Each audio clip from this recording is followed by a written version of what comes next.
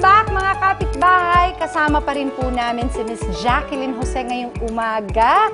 At syempre si Miss Ate Gay. At kasama natin si Inday. Miss. Ate Gay! Ate Gay, personal mo nang nakakatrabaho ngayon si Miss Jacqueline Jose. How does it feel na isa sa mga iniidolo mo, ka-eksena mo na lagi? Nagpapasalamat ako uli sa kanya. Lagi-lagi yan sa tuwing nagpe-perform ako. Kasi nga, mabait naman si Saka mabait si Jacqueline. Nakakausap ko siya ng hindi lang ngayon. Kaya karapatan ko, nagayain siya. Mabait naman siya. Okay. Karapatan mo. Karapatan niya. Karapatan Hindi, tsaka okay lang sa akin yan, overwhelming ngayon eh. Kasi nagagaya ka, meaning nasasama ka dun sa mga artista na ginagaya. Actually nga, very flattering ngayon. Maski sa akin, I'm very flattered that whenever they copy me. Pero ikaw, nakakatuwa kasi syempre pag inacting nila, alam mo na plus 100 Yes, yun, oo. di ba? Pero Hindi mo naman sinasakyan ko na lang, ililiteral. okay lang Hindi yun. mo naman ililiteral. So far, wala naman akong offensive na nakukuha sa mga impersonator. Okay lang, I love na love ko lahat ng mga Yun.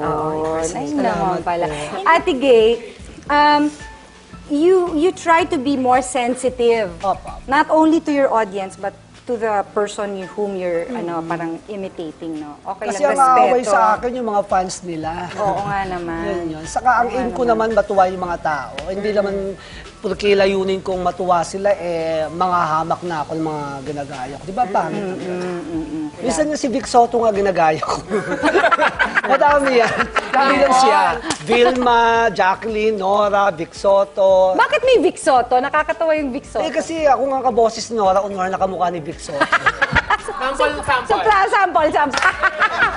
Hachi siya. Pero nakakilay talaga si Enteng. Ngayon, subukin natin ang galing ni Miss Jacqueline. I hope you don't mind. Is it okay with you na subukin natin ang acting ninyong dalawa? Magbibigay ako ng isang senaryo, Okay. tapos mag-actingan kayo. Kayo, bahala kung gusto niyo nakaupo kayo o tatayo kayo. Sa tamad ko, palagay ko, Makakaupo na lang sa bagal ko. Okay, Mas kunwari, ito parang yung kagaya nung kanina, nahuli mo si Jacqueline na ginojowa yung jowa mo, itong jowa mo. Action! Ano yan? Akin yan. Bakit mo kinukuha? Nauna ako sa'yo.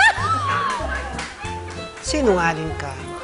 Mas sinungaling ka. Sabihin mo sa kanya na mahal mo ko. Wag.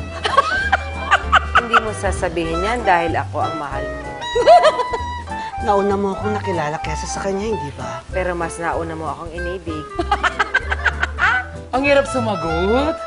Ang bagal nila kasi. Parang anong oras? Anong percha na? Parang umaga kami nag-away, natapos Natapos kayong gabi Hindi pa na.